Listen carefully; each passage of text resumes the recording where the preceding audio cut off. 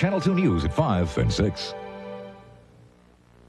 This is a time for healing in our country. That we have to put these things behind us, that we have to go forward, and that we have to begin to look for ways to solve problems. Clarence Thomas calls for reconciliation after a battle in which both Republicans and Democrats found themselves covered not with glory, but with mud. Is hereby confirmed. I move to reconsider the same people who gave us the worst of racial stereotypes in political campaigns, the Willie Horton ad, have now smeared Anita Hill. Fact of the matter is, anybody believes that, I know a bridge up in Massachusetts that I'll be happy to sell to them. Tonight, was it simply a matter of victory going to the side that was better at gutter politics?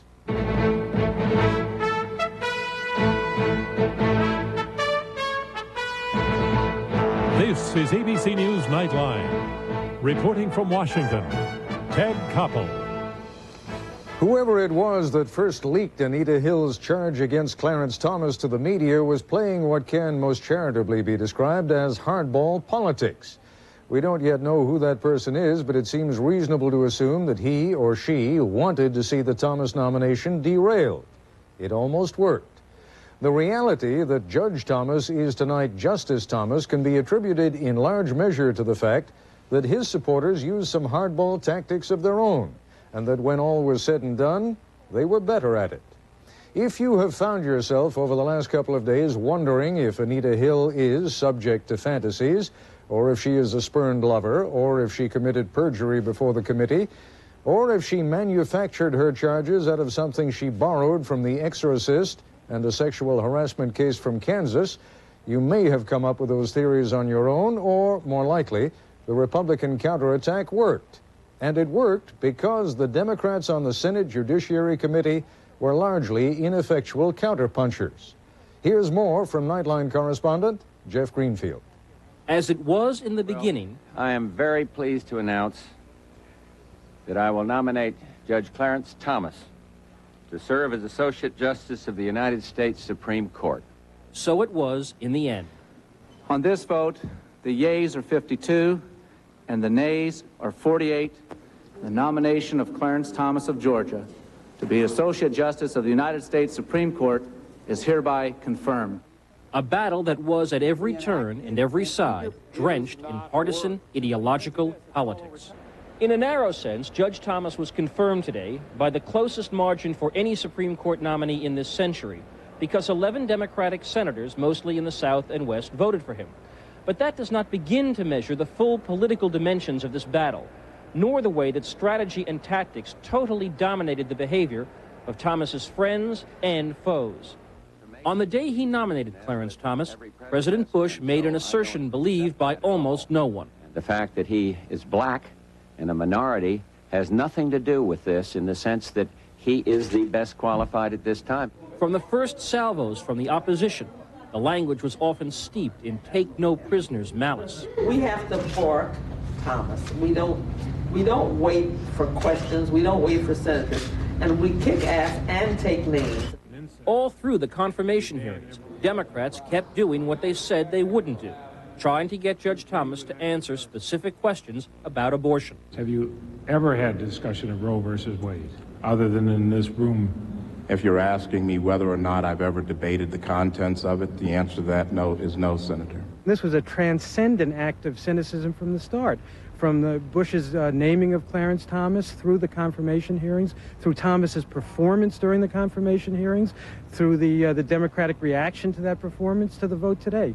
It's mind-bogglingly cynical and corrupt. The political struggle grew even more heated during the Judiciary Committee hearings to investigate Anita Hill's charges, after her confidential statement was leaked with clear political motivation to the press.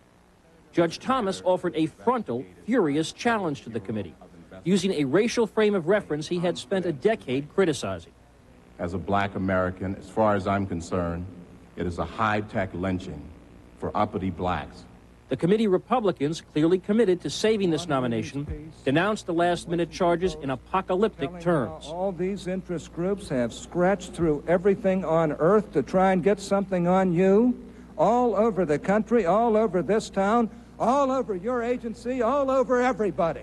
And they attacked Anita Hill in terms equally tough. I've got statements from her former law professors, statements from people that know her, statements from Tulsa, Oklahoma, saying, watch out for this woman. The Republicans also painted a picture of liberal left interest groups out to savage Judge Thomas with vicious rumors. Those assertions are pure poppycock. Frankly, I believe that the principal problem has been President Bush in the White House and President Reagan. I believe that they have been very determined to try to pack the court with right-wing conservatives. For their part, committee Democrats chose not to press Judge Thomas on vulnerable points.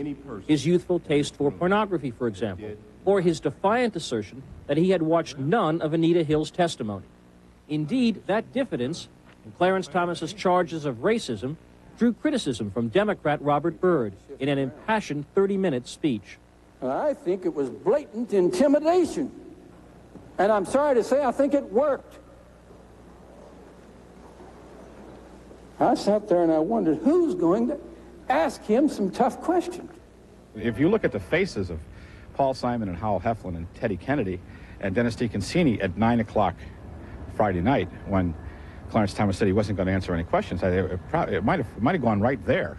They were, in fact, so polite as to make this appear kind of mismatched. Perhaps it wasn't to have been a trial. Joe Biden said we only want the facts, but basically the Republicans wanted judicial Armageddon. Today's Senate floor debate clearly showed that the bitter feelings over the Thomas battle were not over. Consider this exchange between Senators Ted Kennedy and Arlen Specter. There is no proof that Anita Hill has perjured herself, and shame on anyone who suggests that she has. We do not need characterizations like shame in this chamber from the senator from Massachusetts. I reiterate, Mr. President, I reiterate to the senator from Pennsylvania and to others that the way that Professor Hill was treated was shameful. Indeed, at one point it seemed that Senator Orrin Hatch was personally hammering his good friend Ted Kennedy on the Chappaquiddick issue. Fact of the matter is, anybody believes that, I know a bridge up in Massachusetts that I'll be happy to sell to them with the help of Senator Kennedy. Hatch later apologized for the slip, Freudian or otherwise. In the end, Judge Thomas became Justice Thomas less because of politics than because of a bedrock American faith in the benefit of the doubt. Most of the Senate Democrats who had lined up for Thomas before the Anita Hill charges stayed with him today. And since it is impossible to get to the bottom of this matter, I think we have to fall back on our legal system and its presumption of innocence for those accused. At day's end, both principals in this drama offered their final thoughts. This is a time for healing in our country. That we have to put these things behind us, that we have to go forward. I hope that every one of us is wiser about the process. In form and substance, much of this confirmation debate has been very high-minded, with more posturing than you're likely to find at a chiropractor's convention. In substance, this confirmation process demonstrated what has become a fundamental fact of Washington life, that winning is indeed everything, and that other values, decency, privacy, civility, compromise, are quaint relics from what seems like another time and place. Jeff Greenfield for Nightline in Washington. When we come back, we'll be joined by Michael Dukakis' former campaign manager, Susan Estrich, who says the Democrats sat on their hands when confronted with the Republicans' hardball tactics. And by Congressman Newt Gingrich, the Republican whip who calls Anita Hill a pawn used by liberal groups opposed to the Thomas nomination.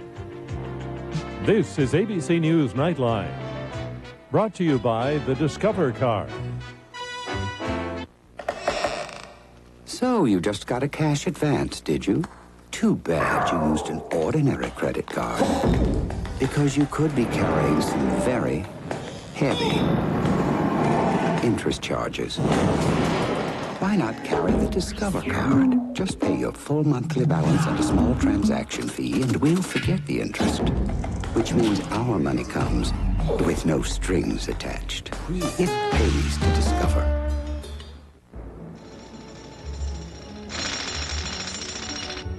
a high-output 4-liter engine, anti-lock brakes, and shift-on-the-fly full-time 4-wheel drive. Make Jeep Cherokee the ultimate vehicle for the hustle and bustle of everyday life. Now save $1,000 on new Jeep Cherokees. You know, the best surprise about renting from Thrifty is that it's just so convenient. You drive right onto the lot, no parking hassles, and they even watch your car while you're gone for free. Plus, Thrifty rents quality cars and vans, and they keep them maintained. I have confidence in their vehicles. And the staff at Thrifty are the friendliest I've found anywhere. I mean, they even showed us how to get the top down on our convertible. With a service like that, the next time we need a car, I'll call Thrifty. Purity Half Plus AB. No wonder it's become one of the fastest-selling low-fat milks in the dairy case. It's on target in every way. Real milk flavor, guaranteed delicious, and only 0.5% fat. Plus acidophilus and bifidum cultures for digestion, and only 0.5% fat. Plus vitamins A and D, plus calcium. Plus it's only 0.5% fat. So if you know what's good for you, you'll get Purity Half Plus AB before it all runs out. Does the battle over Clarence Thomas prove the system is out of control? Ted Koppel looks for answers on an ABC News town meeting. A process run amok. Can it be fixed? Tomorrow. Joining us now from our Los Angeles bureau is Susan Estrich, who ran Michael Dukakis' presidential campaign in 1988. She's now a law professor at the University of Southern California. And from our Washington studio, Congressman Newt Gingrich of Georgia, the Republican whip. Ms. Estrich, let's begin where Jeff Greenfield left off. Civility, fair play, are these truly relics of a bygone era, never to be seen again? Well, I fear they are, Ted. You know, it's bad enough when in a presidential campaign or a political campaign you see hardball tactics and smears and race politics tossed around to win an election. But what I think was so troubling about this, and I think troubling to many women across the country, was that Anita Hill was not a presidential candidate. She was not a politician. She was a woman who came to Washington to tell the truth, and she got smeared. Now, the issue, of course, of whether she came to Washington to tell the truth is still undetermined, at least in the minds of most of the American public, although everyone has an opinion, no one knows. My question is, to what degree do you think the Democrats were finally done in, or let me not put it in partisan terms, those who opposed Judge Thomas's nomination were finally done in by the fact that several of the men sitting on that panel had their own problems? Ted Kennedy, Joe Biden. I mean, you have a number of people there who themselves probably felt a little bit inhibited from taking off the gloves, don't you think? No doubt about it, and I think the sad thing for many people was that without Ted Kennedy out there fighting, no one took up the cause. But in fairness to the Democrats, let me say, and I certainly was disappointed, that the Democrats, many of them, thought this was going to be a judicious inquiry into the truth. They thought they were there to get to the bottom of this matter.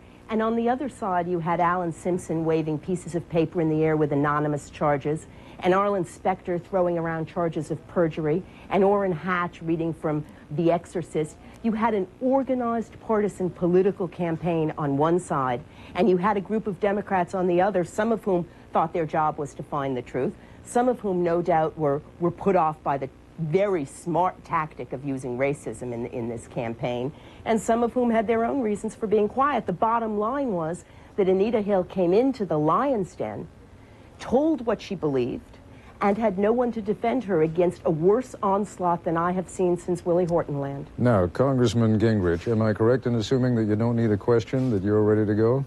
Well, Ted, I just think that Ms. Estrich's version is a long way from reality. I mean, the fact is that it was Democratic staffers who contacted Anita Hill. It was Democratic staffers who apparently leaked confidential documents. They set up this fight on terms that were very disadvantageous to her. They guaranteed a public spectacle. It was a Democratic chairman, Joe Biden, who decided how the game would be played.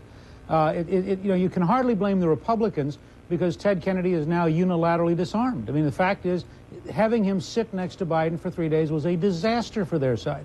And I think that the whole process worked out in a way that when you tell the truth, How are you ever going to know in that setting when the Democrats refused to allow the staffers to be put under oath? I mean, I think if we had found out from the Democratic staffers who were involved, who've now been named in the newspaper, did you call her?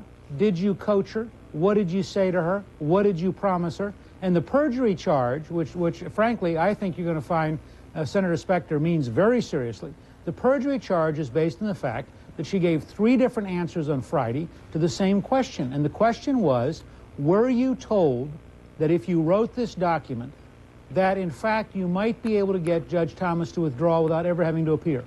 Now, in fairness, she did say several times things like, I don't recall, or to the best of my recollection, which in all fairness, I must also point out, Judge Thomas used many times as a means of deflecting questions that he didn't want to answer. Sure, but the point I'm just driving at for 1 second, Ted, is you have a person who was contacted by the Democratic staff, who made relatively mildalegations in her initial statement, which she was told would be kept confidential, which then became dramatically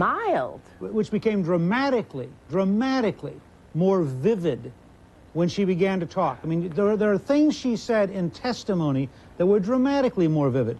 And the question we wanted to ask, and my only point is, it's a little bit much to blame the Republicans, because we insisted once this had been leaked by the Democratic staff that we were going to try to force, in a relatively short time, in a very unfortunate setting, in a terrible procedure, we were going to try to force the process to see what in fact could and could not be proven. And in the end, she could not prove her allegation. All right, Ms. Estridge, I know you want to come back. We're going to take a quick break. I promise we'll come back with you right after that. We'll continue our discussion in just a moment.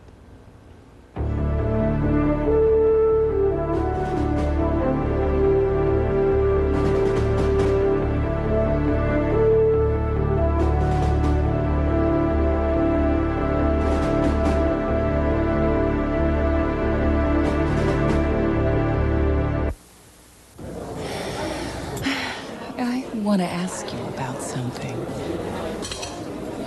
Okay. Okay. I'm crazy about you. Well, I'm crazy about you, too. That's it? Oh.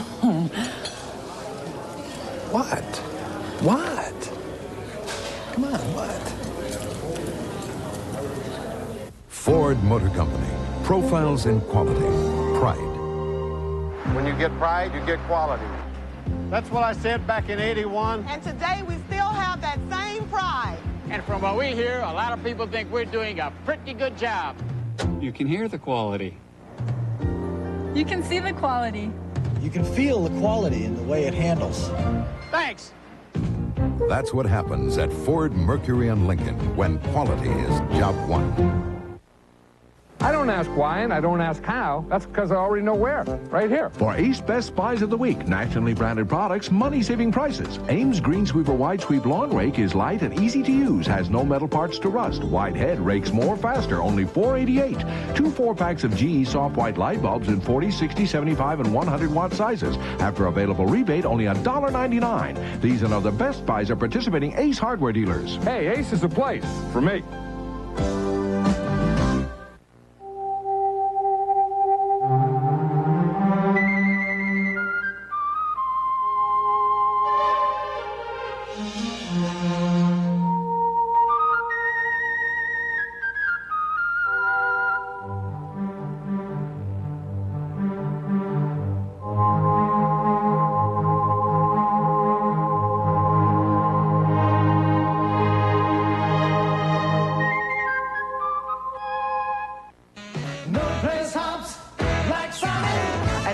Drive-ins, we have those golden, crispy, bite-sized tater tots. They're really catching on. They're perfect with a juicy, full-size Sonic burger, plus a medium Dr. Pepper. Put them all together, we call it the Burger, Tots, and Drink Combo for just $2.29. Great taste. Lots of fun. No place hot like Sonic. Danger in a coffee pot from a deadly defect the appliance maker knew about. Hundreds of thousands are still out there, maybe in your home. Primetime, Thursday. Tomorrow, America's response to the Clarence Thomas vote. Also, if you were suddenly single, how would you survive? And screen legend Gina Lollobrigida. Here on Good Morning America tomorrow. Susan Estrich, you began seething when Newt Gingrich characterized the escalation of charges from Anita Hill. Well, to start with, Ted, these were not relatively mild charges included in the FBI report. Anita Hill's charges were very serious. I was frankly shocked when I heard the FBI report because I couldn't believe that neither the administration nor the Senate took it seriously enough at the outset. But the broader point here is that to treat Anita Hill as if she was somehow the pawn of Democratic staffers or liberal interest groups who, by the way, she doesn't even agree with on the merits, is, I think, a real assault on her dignity and integrity and on the intelligence of the American people. Well, let's see if we can step back from this a minute, because it seems to me that what happens increasingly in this nomination process these days is that as soon as one side or the other begins to perceive that it is losing, that is when this kind of politics raises its ugly head. And whatever Anita Hill's, whatever the merits of her charges may have been, fact of the matter is that the way she was brought into the process was late in the game, and when it became clear that Judge Thomas was going to be confirmed. Well, the fact of the matter is the way she was brought into the process was that the women across this country, and some men too, communicated very clearly to the administration and to the Senate that they took sexual harassment more seriously than the senators and the administration had. After it was leaked.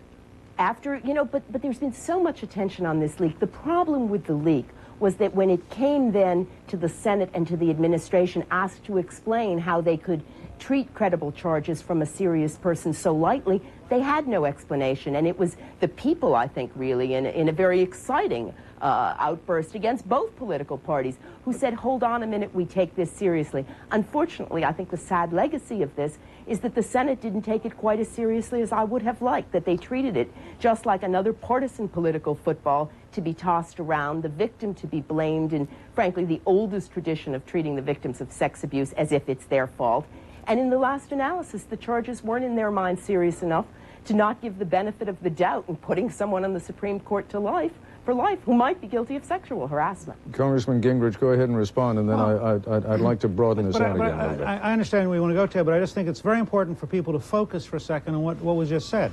First of all, leaking a confidential FBI report does matter. It cripples all future FBI reports if people think that their name and their allegations are going to be leaked. Second, the Senate did look at it. The Senate, in fact, decided what the country has decided. Most women have decided that Anita Hill was not telling the truth. Most men have decided she was not telling the truth. Blacks have decided by a larger margin than whites that she's not telling the truth. Now, I feel very sorry for Professor Hill, but the fact is, with 3 solid days of television coverage, the country got to listen to the story, and it formed its opinion. Its opinion is precisely what the Senate was in confidence, which was this particular allegation is not proven and therefore does not disqualify Judge Thomas from being on the Supreme Court. So I think to just skip past the fact the Democratic senators leaked the confidential FBI report is to misunderstand this entire case and why it became so intense and so emotional. I'm not going to let you slip by totally with that Democratic senators leaked. Is that your information, that more than one Democrat, first of all, a Democratic senator leaked it, or that more than one Democrat? I was under the impression that it was a staffer. It is, I'm sorry, let me restate it precisely. This information was leaked by a Democratic staffer on an individual, probably on an individual senator's payroll or staff payroll. It was clearly leaked by a Democrat. It was done deliberately and maliciously at the last possible moment because they had lost the fight to stop Clarence Thomas, and it escalated it. Let me, Susan Estrich, I know you desperately want to get in on that point, but just give me one chance before we complete this program to elicit from both of you some kind of a response to the question of, if it works, and clearly it does work, are we just doomed to see one gutter ball or, you know, one gutter campaign after another? Because if victory ultimately goes to those who play that hardball game the best, then you know and I know that's the way it's going to go on, isn't it? I think it is. You know, Congressman Gingrich refers to these poll results. I mean, the reality is that these poll results reflect, I believe, the success of the Republican strategy. Friday night, they were in trouble. They saw a credible witness. They made sure Clarence Thomas got on prime time. They orchestrated a smear the next 2 days. And it worked, Ted, and it worked in 1988, and it worked here, and I fear this is what we're looking at in 1992, unless, and this is my only hope, some of the revulsion a lot of people across this country feel today, not so much for Clarence Thomas and Anita Hill, but for the process of government, gets translated, hopefully, into a demand that these folks clean up their act. In one form or another, Congressman Gingrich, I think we have established tonight that there was dirty politics on both sides. But I disagree with that. That is baloney. I mean, really? What you had on our side were people who, in a very difficult position, in public where they didn't want to be, had to put a woman who is tragically involved in this through a bunch of very, very tough questions. But I don't think Arlen Specter was dirty. Alan Simpson waving paper in the air is not dirty? I do not think that Arlen Specter was dirty, and he was the primary questioner. I think there was a serious effort. Thrown around? But let me just carry a step further. I'm frankly more optimistic than either of you. I believe the fact is that the confidential leak failed, and the fact is if we can put those Senate staffers under oath, if we can find out who in fact broke the violations, I think we could establish for future nominees a higher standard of an honorable way to go at this thing. Prior to leaking the confidential documents, the Thomas hearings were not particularly nasty, they were not particularly ugly, and it was only when the left lost that they reverted to this kind of vicious strategy. Ms. Estrich, we got 20 seconds left. They're yours. Well, I think politics is getting vicious. I hope the lesson that I care about most deeply is the message that goes out to women and women who've been the victims of sexual abuse. And my only hope is that they won't see what happened to Anita Hill and fear that it happened to them. Susan Estrich, Congressman Newt Gingrich, thank you both very much for being with us. I'll be back in a moment with a program note.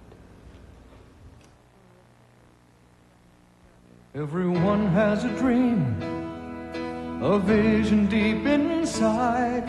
When I decide to follow up on an investing idea, I need a broker who's ready when I am. We make it easier to follow your own lead. I can call Schwab at any hour, nights or weekends, get the information I need, even place an order to trade. Always there to give you just the help you need. Help yourself at Schwab today.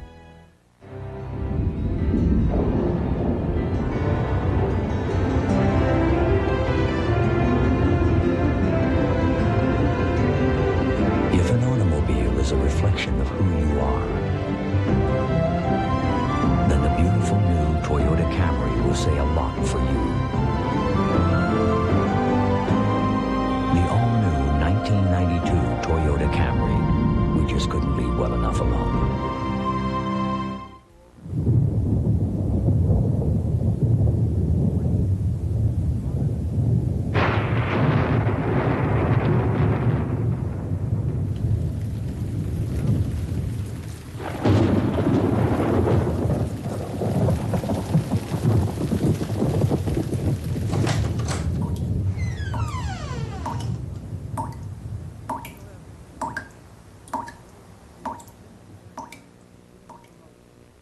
Introducing the Goodyear Buy 3, Get the 4th Tire Free sale. Buy 3 Goodyear all-season radials, and you'll get the 4th tire free. Come on in, before they all disappear. There's one battery that backs you with free jumpstart service anywhere, for any reason. Die Hard. Can't believe I left my lights on. Sears Die Hard. More power when you need it most. Who's gonna back you better than Sears? Tomorrow night, we're going to bring together many of the principals from the Thomas hearings in an ABC News town meeting. A process run amok. Can it be fixed? Beginning at 11:30 p.m. Eastern Time. That's our report for tonight. I'm Ted Koppel in Washington. For all of us here at ABC News, good night. If you wish a video cassette version of Nightline, the cost is $14.98 plus $3.95 shipping and handling. Nightline is a presentation of ABC News. More Americans get their news from ABC News than from any other source. America's watching ABC.